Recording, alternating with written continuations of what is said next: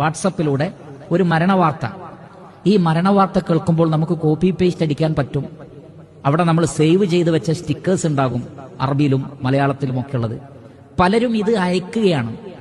ഒരു മുസീബത്ത് കേട്ടാൽ നാം പറയുന്നത് വേറൊരാളെ അറിയിക്കണം എന്നത് പ്രത്യേകിച്ച് സുന്നത്തില്ല. ശരിക്കും ശ്രദ്ധിക്കുക.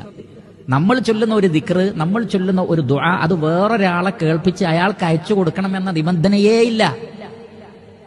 മറിച്ച് അങ്ങനെ ഒരു വാർത്ത കേൾക്കുമ്പോൾ ഒരു ഇബാദത്ത് എന്നുള്ള നിലക്ക് നമ്മൾ ചൊല്ലേണ്ടതാണത്, നമ്മൾ പറയേണ്ടതാണത്. അയാൾക്ക് അയച്ചു കൊടുക്കാനുള്ളതല്ല. അത് വേറൊരു വ്യക്തിക്ക് അയച്ചു കൊടുക്കാനല്ല ഈ ദിക്ർ ദുആ, നമ്മൾ ചൊല്ലേണ്ടതാണിത്. ഉദാഹരണത്തിന് നമുക്കൊരു കടം ഉണ്ട്, നമുക്കൊരു കടബാധ്യത ഉണ്ട്.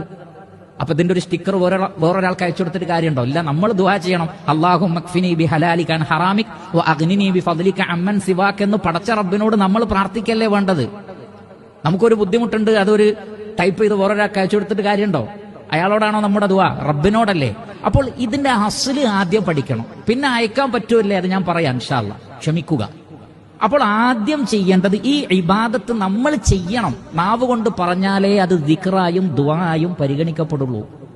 നാവ് കൊണ്ട് ഉച്ചരിക്കാതെ കേവലം ടൈപ്പ് ചെയ്താലോ അയച്ചാലോ അത് ദിക്റായി ദുആ ആയി പരിഗണിക്കപ്പെടുകയില്ല. അതേപോലെ തന്നെ ഇത് ഒരു മരണവാർത്ത അതല്ലെങ്കിൽ ഒരു മുസീബത്തിന്റെ ഇൻഫർമേഷൻ കൊടുക്കുന്ന ആളുകളും ശ്രദ്ധിക്കേണ്ട കാര്യം എന്താണ്? അയാൾ തിരിച്ചിങ്ങനെ ഒരു സ്റ്റിക്കർ ഇട്ടിട്ടില്ലെങ്കിൽ അതിൽ ഒരു തെറ്റിദ്ധാരണന്റെ ആവശ്യമില്ല. കാരണം തിരിച്ചൊരു സ്റ്റിക്കർ അല്ല നമ്മൾ പ്രതീക്ഷിക്കുന്നത്. നമ്മളൊരു ഇൻഫർമേഷൻ കൈമാറുന്നു, ആ വ്യക്തി ദുആ ചെയ്യട്ടെ, അത്രേ നമ്മൾ ലക്ഷ്യമാക്കാൻ പാടുള്ളൂ. അതുകൊണ്ട് ആ വ്യക്തി അത് ദുആ ചെയ്തിട്ടുണ്ടാകാം. അത് പറഞ്ഞ എന്നെയും കൂടി അറിയിച്ചാലേ ഇത് പൂർണ്ണമാകൂ എന്ന് പലരും ധരിക്കുന്നുണ്ട്. അങ്ങനെയല്ല. അതുകൊണ്ട് തന്നെ മറുപടിയായിട്ട് ഈ പറഞ്ഞ സ്റ്റിക്കറോ മറ്റോ കണ്ടില്ലെങ്കിൽ അസ്വസ്ഥമാവാണ്. എന്തായി മറുപടി അയച്ചില്ല, അതിന്റെ പേരിലൊക്കെ പിണങ്ങാണ്. അതിന്റെ ഒന്നും ആവശ്യമില്ല. നമ്മളൊരു ഇൻഫർമേഷൻ കൊടുക്കുന്ന ആ വ്യക്തിക്ക് അറിയാനും പിന്നെ ആ വ്യക്തി ദുആ ചെയ്യട്ടെ, അത്രയേ ഉള്ളൂ. അയാൾ തിരിച്ച് മറുപടി പറഞ്ഞാലും ഇല്ലെങ്കിൽ അതൊരു വിഷയമല്ല. നമ്മുടെ ലക്ഷ്യം അതല്ല, ആ വ്യക്തിയെ അറിയിക്കുക എന്നുള്ളതുമായിരിക്കണം. അപ്പൊ അതുകൊണ്ട് തന്നെ പ്രിയപ്പെട്ടവരെ, സ്റ്റിക്കർ അയക്കുന്നതിന് കുഴപ്പമില്ല, നമ്മൾ എഴുതി അയക്കുന്നതിന് കുഴപ്പമില്ല, അതിനൊന്നും കുഴപ്പമില്ല. പക്ഷെ നമ്മൾ പറയേണ്ടത് നമ്മൾ പറയണം. അപ്പോഴേ നമുക്ക് പ്രതിഫലം കിട്ടൂ, ഇല്ല എങ്കിൽ പ്രതിഫലം കിട്ടൂല. പിന്നെ എന്തിനാണ് സ്റ്റിക്കർ അയക്കുന്നത് അനുവദനീയമാണ് എന്ന് പണ്ഡിതന്മാർ പറഞ്ഞത് എന്തിനാന്ന് ചോദിച്ചാൽ, ഈ പറഞ്ഞ ആൾക്ക് ഇദ്ദേഹം ഈ ഇൻഫർമേഷൻ കേട്ടോ, ഇദ്ദേഹം അത് വായിച്ചോ, ഞാനത് കണ്ടു എന്ന ഒരു സമാധാനത്തിന് വേണ്ടിയാണ് ഈ തിരിച്ചയക്കുന്നത്.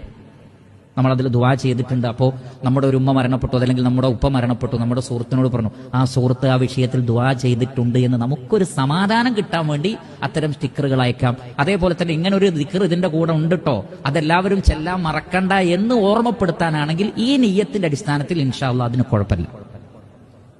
അല്ലാതെ അതൊരു ബിദ്അത്ത്, ഒരു ഹറാം എന്നുള്ള നിലക്ക് പറയാൻ പറ്റില്ല.